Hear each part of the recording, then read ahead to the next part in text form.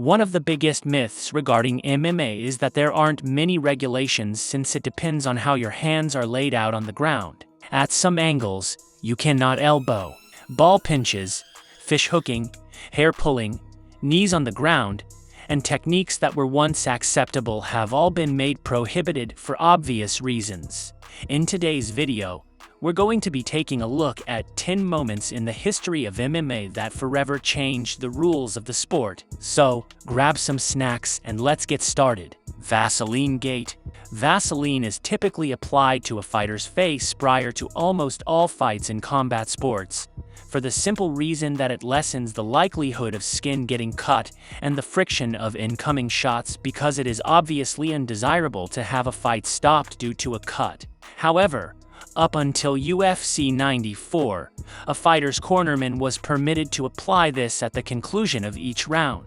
When St. Pierre's George's corner started improperly rubbing the stuff on his chest and shoulders during his welterweight championship, many questions were raised here. Since it was such a small amount, nobody can be certain whether it was an honest mistake or genuine attempt to cheat, but his rival that evening, as a result of the uproar, BJ Penn, was furious.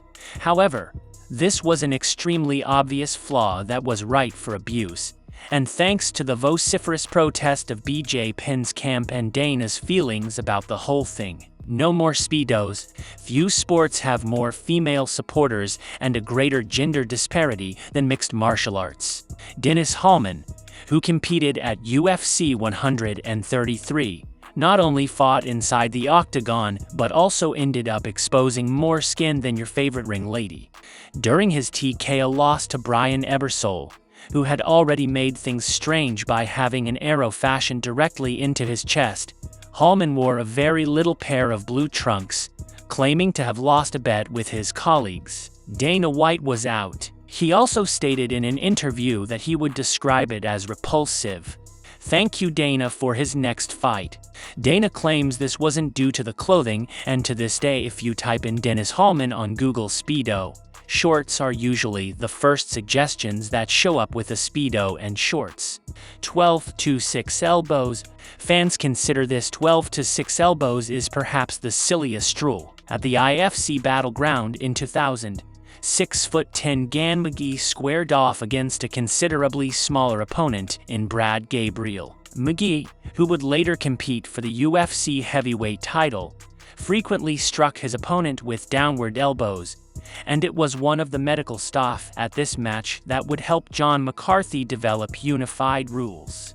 John McCarthy was cited as the primary cause of this fight by the doctor, who initially wanted to outlaw all elbows but ultimately decided to only outlaw the 12 to 6 downwards elbow, throwing an opponent over the cage, even though there weren't many rules in Tank Habit Stay. Fight with Cal Worsham 1996 resulted in the creation of an instant rule that many fans may not have even considered before the fight began. Worryingly, the opponent was tanked, hovering over the octagon as if it were dead or alive and ready for ring outs or an automatic victory or whatever.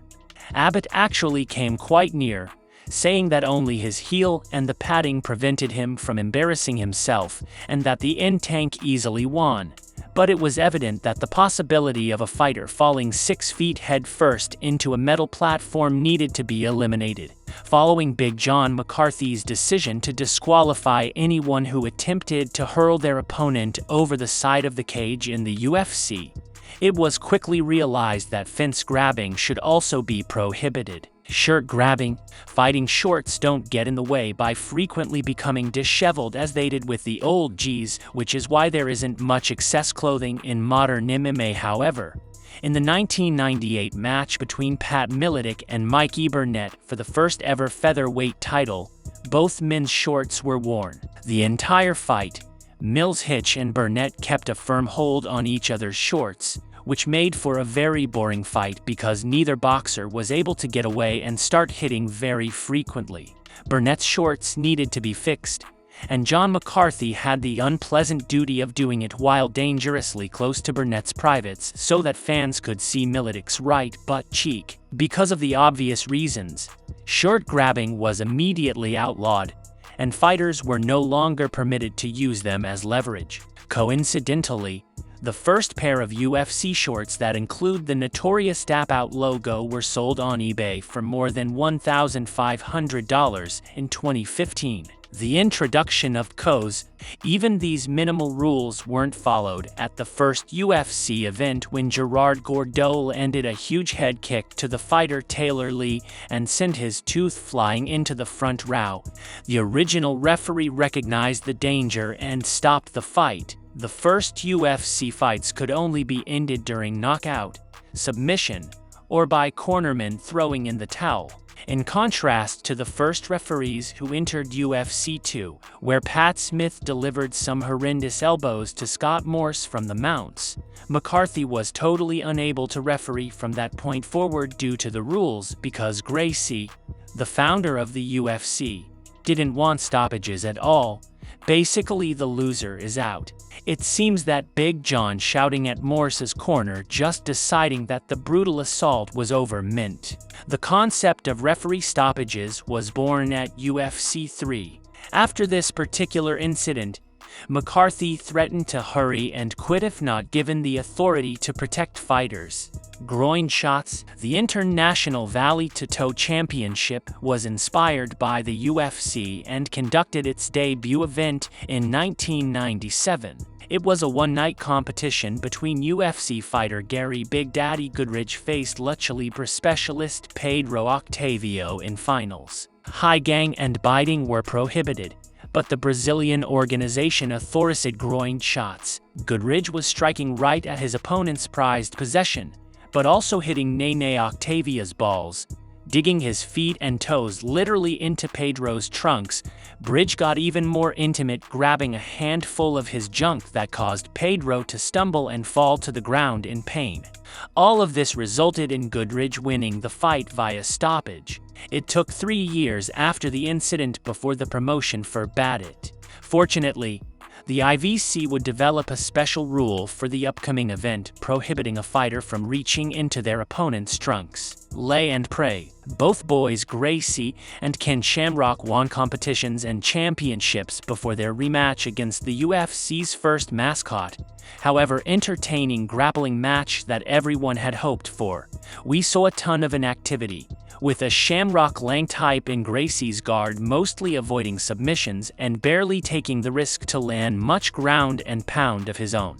At the time, there was no rule that would have stood the fighters up for inactivity. The longest bout in UFC history literally just sat there defensively and was reluctant to risk anything on top of hoist Gracie for 36 whole minutes until the fight was deemed a draw.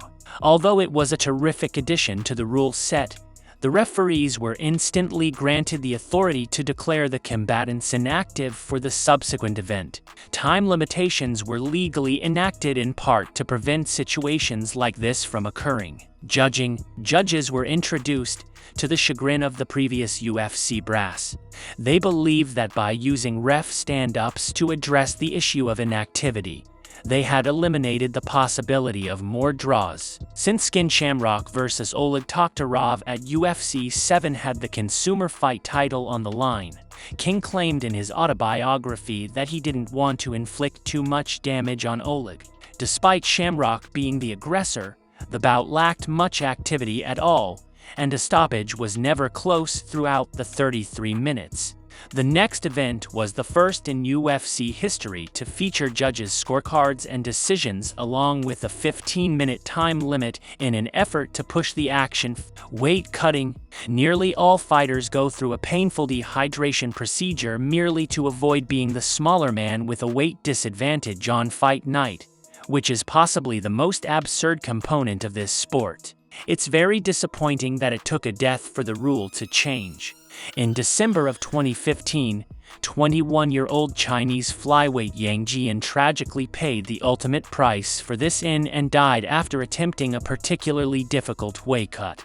There are still many unanswered questions about this, but one championship made a significant overhaul to their weight-cutting protocols as a direct result and used hydration tests to essentially eliminate weight cuts altogether. In conclusion, these 10 moments have had a lasting impact on the rules and regulations of MMA. As MMA continues to grow and evolve, we can expect to see more changes and innovations in the rules, but these 10 moments will always be remembered as key turning points in the history of the sport. Thank you for watching, and be sure to subscribe for more updates on the world of MMA.